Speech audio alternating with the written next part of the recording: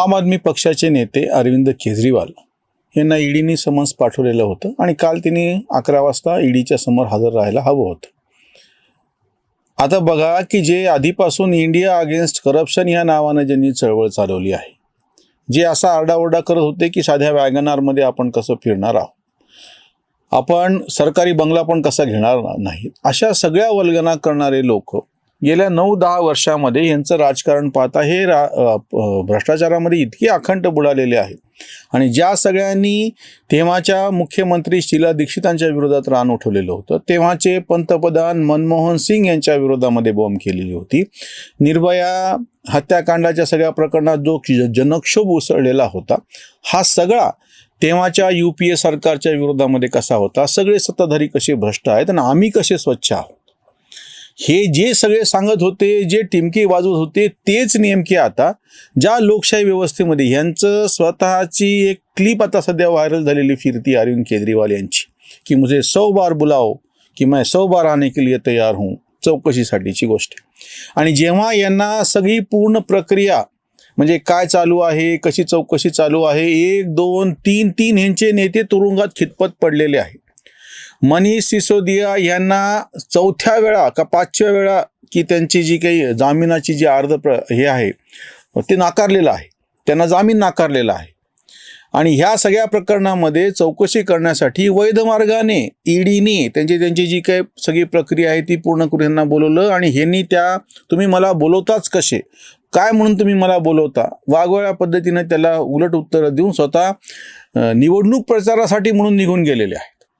आता ही जी सगळी वृत्ती आहे की ज्या वैध अशा सगळ्या काय म्हणता येईल त्याला संस्था आहेत, ह्या मोदी कशा मोडीत काढायला निघाले ती टीका करणारे स्वतः प्रत्यक्ष असं वागतायत की ज्यांना ह्याच्यात काहीच म्हणजे ह्या सगळ्या संस्थांना ते काडीचंही महत्त्व देत नाही.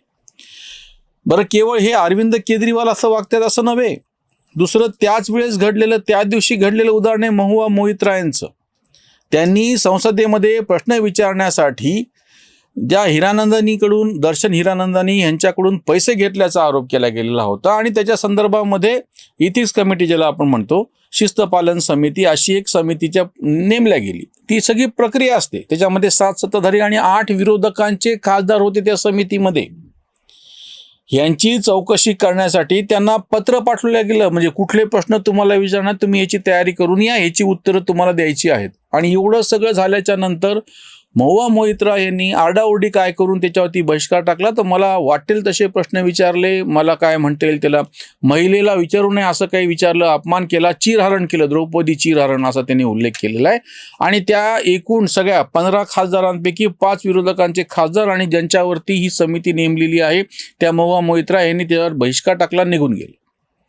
आता ही 2 प्रकरणं पहा तुम्ही. अरविंद केजरीवाल ही फक्त चौकशीची गोष्ट चालू आहे, कुठलाही अजून आरोप कोणी त्यांच्यावरती ठेवलेला नाहीये. ईडीनी चौकशीसाठी त्यांना बोलवलेलं आहे आणि हे आधीच यांनी सगळ्यांनी आरडाओरडा सुरू केलेली की मला अटक कशी होणार आणि भाजपचं कसं, हे सगळे भाजपचं काय ते आपण नंतर पाहूत. सगळ्यात पहिली गोष्ट म्हणजे लोकशाहीमध्ये जी काही प्रक्रिया असती की तुमच्यावरती कोणी लगेच कोर्टामध्ये गुन्हा दाखल केलेला नाहीये, तुम्हाला फक्त चौकशीसाठी बोलवलेलं आहे. यापूर्वी चौकशीमध्ये तुमचे साथीदार दोषी आढळल्यामुळे त्यांना आतमध्ये टाकलेले, त्यांचा 10 महिने झाले त्यांचा जामीन नाकारला, ते तुरुंगात खितपत पडलेले आहेत. आता ह्या सगळ्या संदर्भामध्ये वेगवेगळे पुरावे जे ईडीनी गोळा केलेले आहेत सकृत दर्शनी, त्याच्यामध्ये 338 कोटी रुपयाचा जो घोटाळा आहे तो स्पष्टपणे दिसतो आहे असं स्वतः न्यायालयाने सांगितलेलं आहे. म्हणून त्यांचा जामीन नाकारला गेला मनीष सिसोदियांचा. या पार्श्वभूमीवरती जेव्हा अरविंद केजरीवाल यांना बोलवलं जातं आणि अरविंद केजरीवाल त्याला पाठ फिरून निघून जातात की मी नाही येत म्हणून, हे जे लोकशाहीच्या विरोधी कृत्य आहे, म्हणजे जे असे ओरडाआरडी करतात की लोकशाही खड्ड्यात कशी गेलेली आहे, अभिव्यक्ती स्वातंत्र्य कसं संपून गेलेलं आहे, ये अरविंद केजरीवाल डरता नहीं, तुम उसके शरीर को जेल में डालोगे लेकिन आत्मा का क्या करोगे, असे वाटेल तसे फिल्मी डायलॉग मारलेले त्यांनी. आणि दुसऱ्या महुआ मोहित्रा या तृणमूल काँग्रेसचा खासदार आहे, त्यांची राहणीमान तुम्ही साधं म्हणजे तुम्ही एक प्रेक्षक म्हणून यूट्यूबवरती त्यांचे कुठलेही म्हणजे त्यांच्या संदर्भातल्या बातम्या किंवा व्हिडिओ पहा.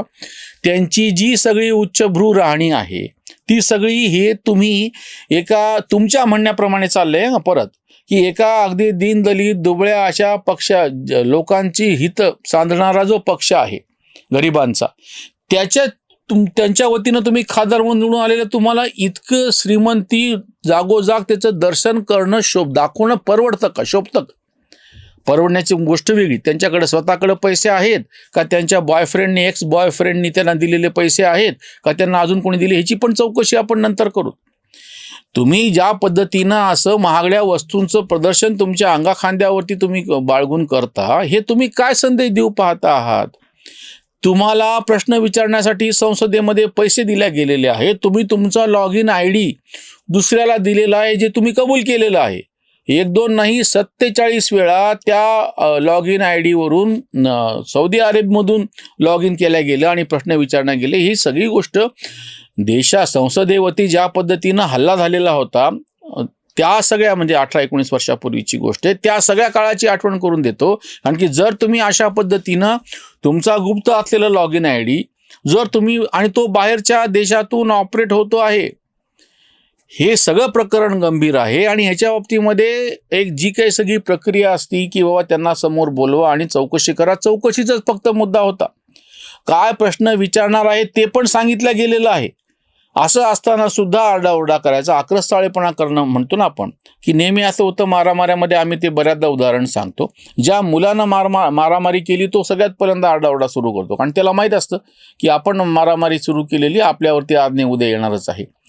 आकांडव तांडव करून आपलं जी पडती बाजू आहे किंवा आपला गुन्हा लपवायचा प्रयत्न असतो, त्याच पद्धतीने तिकडे महुआ मोइत्रा आणि इकडे अरविंद केजरीवाल दोघंही ज्या पद्धतीनं आक्रस्ताळेपणा करतायत, त्या पद्धतीमुळे तर त्यांच्यावरचा संशय अजूनच बळावतो आहे. दिल्लीला जो सगळा दारू घोटाळा झाला, दारूचे जे परवाने वाटले गेले आणि 5% एकदम अचानक 12% ती जे कमिशन जे गेलं, 60% जी वाढ झाली आणि ती सकृतदर्शनी एकूण उलाढालीच्या सगळं पाहत असताना तिची किंमत 338 कोटी कशी होती, हे निरीक्षण न्यायालयाने नोंदवलेलं आहे.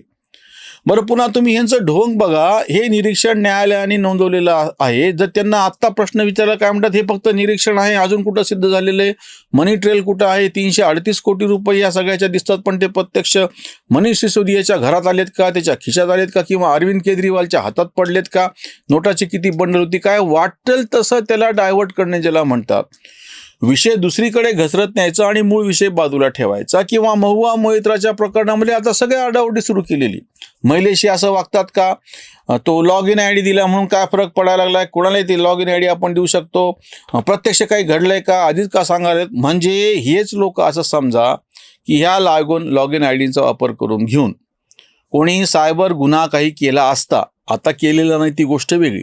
तर हे सगळे लोक, हेच सगळे चेहरे, विरोधी पक्षाचे नेते, प्रवक्ते आणि बाकीचे त्यांना पाठिंबा देणारे लिब्रांडू, हे सगळे काय म्हणले असते जर असं घडलं असतं, तर पुन्हा यांनी सरकारला धारेवरती धरला असतं की तुम्हाला वाटत कसं नाही, तुम्ही एक त्याचा लॉग इन ID दुसऱ्याला देतो, इतके दिवस होतात, सरकार पाहत कसं नाही, सरकार काय झोपलंय का, कारवाई का करत नाहीत, त्यांच्यावरती गुन्हे का दाखल करत नाहीत. हेच ढोंगी लोक आहेत पुन्हा तसं म्हणणार. कोणी भ्रष्टाचार केला तर चौकशी करा. आम्ही कुठलीही चौकशी न करता पहिले मंत्र्याचा राजीनामा घेऊ आणि मग चौकशी सुरू करू, हे वाक्य अरविंद केजरीवाल यांचं आहे. ममता बॅनर्जी यांनी पश्चिम बंगालमध्ये निवडणूक जिंकल्याच्या नंतर ज्या पद्धतीची वक्तव्य केली होती, ती सगळी आता महुआ मोइत्राच्या संदर्भात तपासून पहा. म्हणजे असं लक्षात येईल की ममता बॅनर्जी तेव्हा काय बोलत होत्या आणि आता प्रत्यक्ष तुमच्या पक्षाची एक खासदार प्रश्न विचारण्यासाठी लाच घेतली ह्या प्रकरणामध्ये अडकलेली आहे.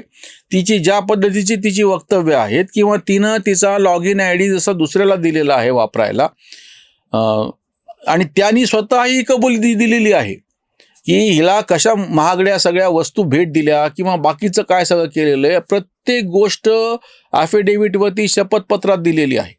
ईडीनं सुद्धा केजरीवालच्या संदर्भामध्ये प्रत्येक गोष्ट कागदावरती व्यवस्थित काय नियोजन करून सांगितलेली. असं असताना सुद्धा हे लोक ज्या पद्धतीने लोकशाहीची खिल्ली उडवतात, म्हणजे एकीकडे हे आरोप असा करतात की मोदी, अमित शहा, भाजप, संघ हे कसे संविधान, ह्यांच्यामुळे संविधान कसं खतरे में आहे आणि कायद्याची कशी मोडतोड केली जाते वगैरे वगैरे.